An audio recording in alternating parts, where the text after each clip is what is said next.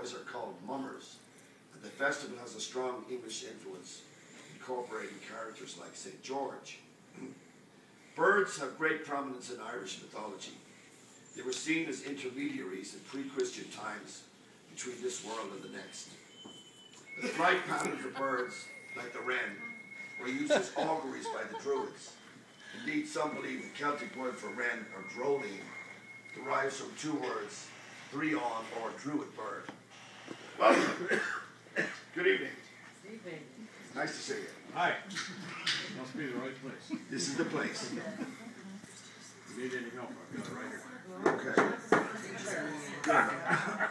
Hope you brought your wallet. She has a lot of good. Anyway, in West Kerry, the focal point of the Wren Boys Parade is a hobby horse, a pantomime-type horse with a wooden head, snapping jaws, and a body made from cloth stretched across a timber frame. It is worn on the shoulders of one of the members of the Wren, who whirls and capers at the head of the parade. This goes on and on a bit, but I'll give you a bit of history about it. In that they say St. Stephen was the first martyr, and he was stoned to death. He was discovered when a wren started singing in the bushes where he was hiding. It's also said that when the Irish soldiers at one point in the 700s were approaching a Viking camp to attack, a little wren started eating crumbs on a drumhead, and the chatter, chatter, chatter of the wren woke the Vikings, and they defeated the Irish. So we have a problem with the wren. So the wren gets stoned every year. There's another expression. Along with everybody else in Dingle, who gets stoned every year. But the festival is that these boys would travel around the homeland, surrounding towns. They go to all these farmhouses, and they would be dressed in these straw suits, and they would collect money to bury the wren. And they would carry a dead bird around with them on the end of the stick. They don't do that anymore. They either carry a live wren or an imitation wren. Or your mother's turkey. That's right. Carcass. What's left of the turkey. And they would collect money to bury the wren. But in all saints, it was just a way to make money, collect money, and have a good old drink up later on in the day. But and the festival itself died out for many years in the early 20th century with immigration, but it's been revived over the last 20 or 30 years.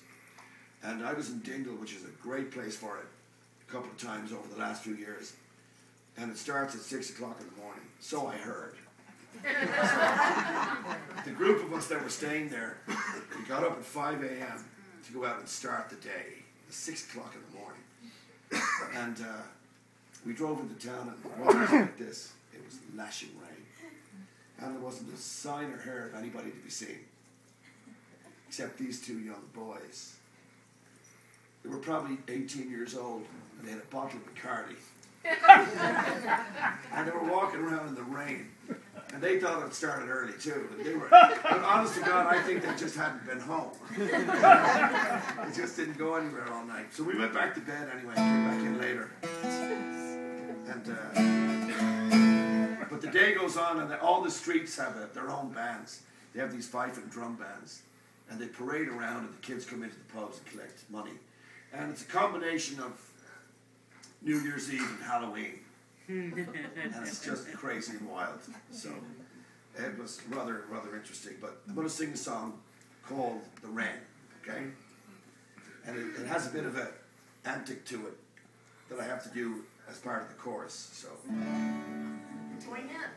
join in. I don't know if you can join in, please.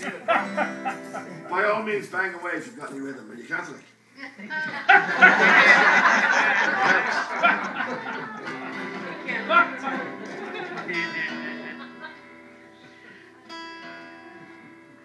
The Protestants going down again. Here we go. Okay, this is for you.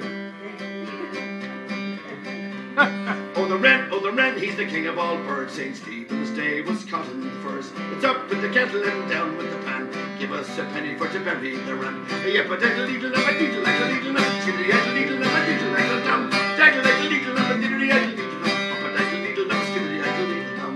Can you play? No. As I was going to kill it all, I better and upon the wall. A dirty stick and it knocked him down, brought him into Carrick town.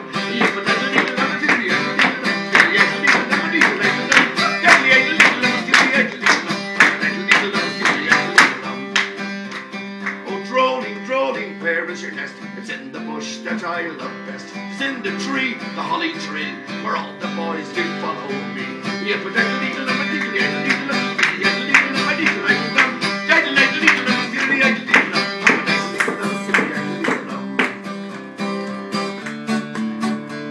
Well, we follow the red 3 miles or more, 3 miles or more, 3 miles or more. We follow the red 3 miles or more at 6 o'clock in the morning. No,